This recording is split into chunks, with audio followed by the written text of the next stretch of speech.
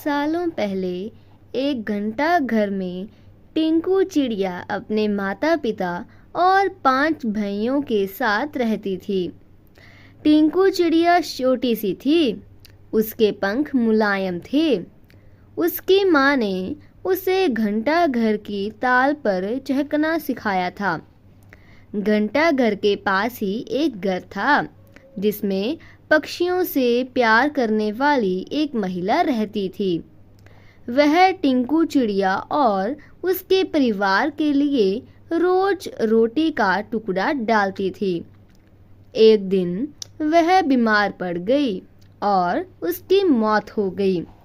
टिंकू चिड़िया और उसका पूरा परिवार उस औरत के खाने पर निर्भर था।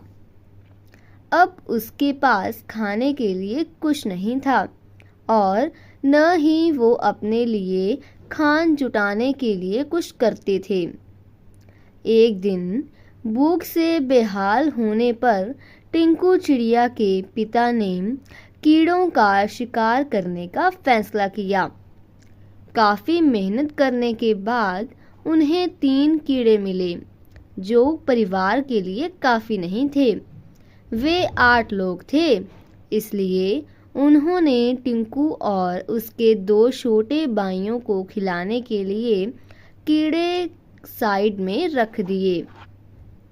इधर खाने की तलाश में भटक रही टिंकू, उसके भाई और उसकी माँ ने एक घर की खिड़की में चोंच मारी ताकि कुछ मिल जाए, लेकिन कुछ नहीं मिला। उल्टा घर के मालिक ने उन पर राख फेंक दी, जिससे तीनों बुरे रंग के हो गए। उधर काफ़ी तलाश करने के बाद टिंकू के पिता को एक ऐसी जगह मिली जहां काफ़ी संख्या में कीड़े थे। उनके कई दिनों के खाने का इंतज़ाम हो चुका था। वह जब खुशी खुशी घर पहुंचा तो वहां कोई नहीं मिला। वह परेशान हो गया। तभी टिंकू चिड़िया, उसका भाई और माँ वापस लौटे तो पिता उन्हें पहचान नहीं पाए और गुस्से में उन्होंने सबको भगा दिया। टिंकू के पिता को समझाने की काफ़ी कोशिश की। उसने बार बार बताया कि किसी ने उसके ऊपर रंग फेंका है, इसलिए टिंकू के हाथ असफल ही लगी। उसकी माँ और भाई भी निराश हो गए, लेकिन टिंकू ने हार नहीं मानी। वह उन्हें लेकर तालाब के पास गई और नहलाकर सबकी राख हटा दी। तीनों अब अपने पुराने रूप में आ गए थे। अब टिंकू के पिता ने भी उन्हें पहचान लिया और माफ़ी मांगी।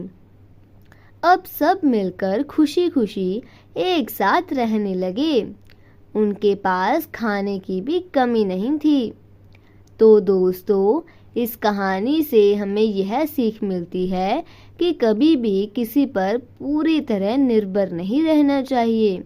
इंसान को खुद मेहनत करके अपनी ज़रूरत की चीज़ों को जुटाना चाहिए। दोस्तों, ऐसी और मज़ेदार कहानियाँ सुनने के लिए हमारे इस चैनल को लाइक एंड सब्सक्राइब करें।